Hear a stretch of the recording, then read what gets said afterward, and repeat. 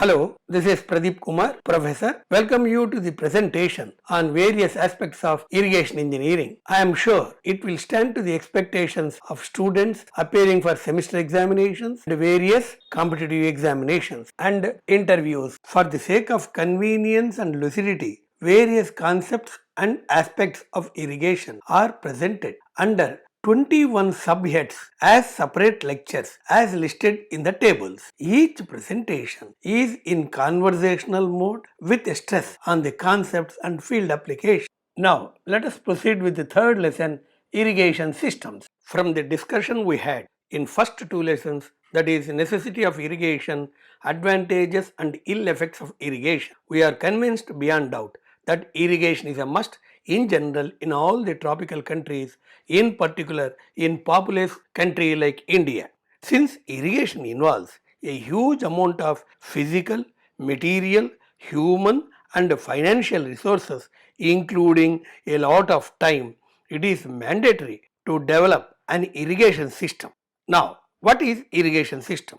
It mainly encompasses all the phases right from location of a suitable source of water to supplying it to the point of application, that is agricultural field, with the minimum losses and maximum efficiency. So, the starting point of an irrigation system is locating source of water.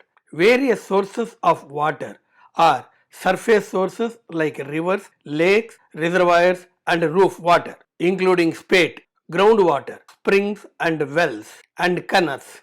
Non-conventional sources like treated wastewater, desalinated water and drainage water. Depending upon the feasibility, economy and field conditions, any one or a combination of different sources can be selected to meet the irrigation demand. Once the source is selected, the next step is to convey the required quantity of water to the agricultural field. Based on the type of source and nature of conveyance of water, an irrigation system can be either flow irrigation system or lift irrigation system. So, now let us understand what a flow irrigation means. First point, the source of water, let it be river, tank or a lake, is above the level of agricultural field as shown in figure. A glance at the figure indicates the level of the land is plus 99, whereas the river bed level as well as water level are plus 100 and plus 103 respectively. So, in this system,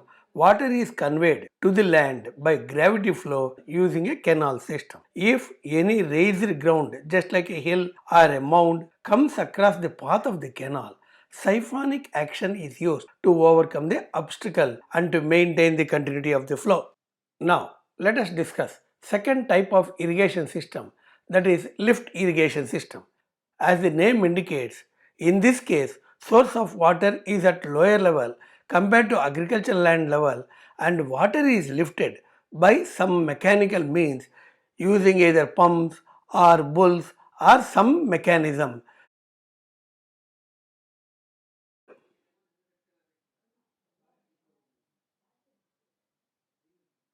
Once water is lifted from below the ground level to the surface level, then it is conveyed to the land either by gravity through canal system or through pipe network under pressure. It may be noted that flow irrigation is again of two types based on duration of supply. That is, whether the supply is almost throughout the year or only during the availability of water at the source during the flood seasons. The first one being perennial irrigation system and the second one being inundation irrigation system, the details of which will be discussed shortly. The term perennial irrigation may be misleading because it is conveying the meaning as if water is drawn from a perennial river. Please note that the river may be perennial or non-perennial. Irrespective of the nature of the river, headworks are constructed across the river to ensure the availability and supply of water throughout the year based on the demand of the crop. Further, perennial irrigation system can be direct irrigation or storage irrigation. Very shortly, we will have a detailed discussion on these two aspects. Also, in the later modules, we will have a detailed discussion on headworks, classification of headworks and various aspects of headworks. Now, let us discuss the various aspects of inundation irrigation.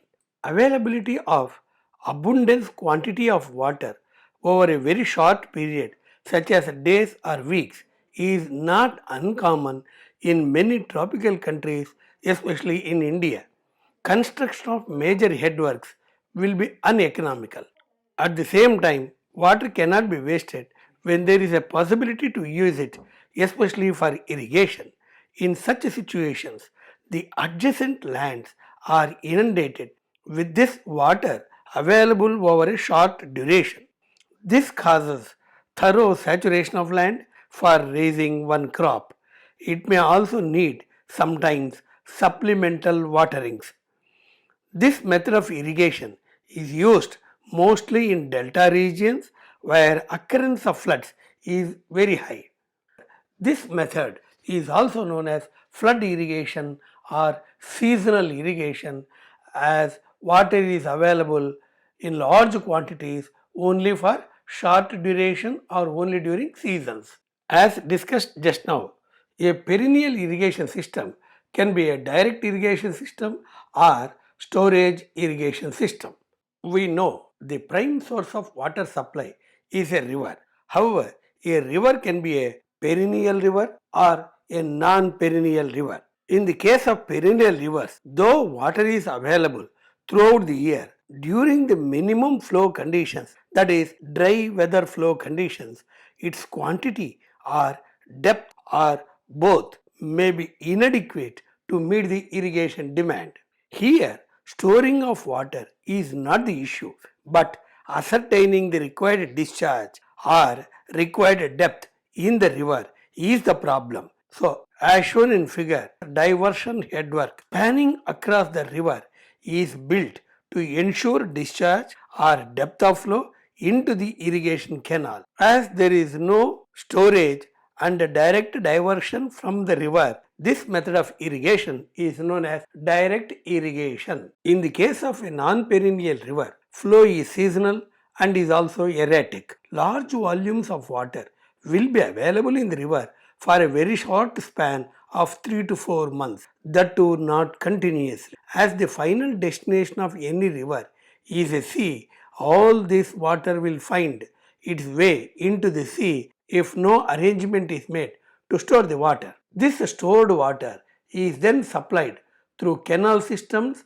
and using various canal structures to the agricultural field. In South India, this method of irrigation is also known as tank irrigation, where tank is a smaller form of a reservoir. As shown in figure, a storage headwork, that is a dam, is constructed across such a type of river to impound water to develop reservoir from which water can be supplied to the field whenever it is needed. So, in both the cases, that is either in the perennial river or non-perennial river, suitable structures are to be constructed to ensure availability of water throughout the year to meet the crop demand whenever it arises. Hence is the system known as perennial irrigation system. This is the most used method of irrigation. A bird's eye view of whatever that has been discussed regarding different irrigation systems is presented in simple as shown now. Multiple choice questions. Desalinated water is a dash type of source of water. Non-conventional perennial irrigation is possible only from perennial rivers. Yes or no? No. Find the wrong statement. In lift irrigation system, water is available below the agricultural land. Inundation irrigation is seasonal. In direct irrigation, structures like huge dams are constructed to ensure availability of water. Flow irrigation can be perennial or inundation irrigation. Answer is C. In lift irrigation, after lifting water to the ground level, it must be supplied only through pipes using pumps. Say yes or no. No, because once water is lifted to the ground, it can be supplied even using canal system. Before concluding this lecture, let us sum up whatever that has been discussed in this presentation. We had an illustrated discussion on various types of sources of irrigation water, various irrigation systems such as flow irrigation, lift irrigation, perennial irrigation, inundation irrigation, direct irrigation, followed by storage irrigation. We discussed a few multiple choice questions intercepted in between by different interview oriented questions. Before signing off, I request you to leave your comments in the comment section to enhance communication between us. Like and share the video among your friends and concerned. Subscribe to my channel by clicking the bell icon, the best way of getting updated with the information on the latest videos pertaining to other topics of irrigation engineering, fluid mechanics, hydraulics and hydrology in addition to career planning. Thank you very much and wish you an excellent future.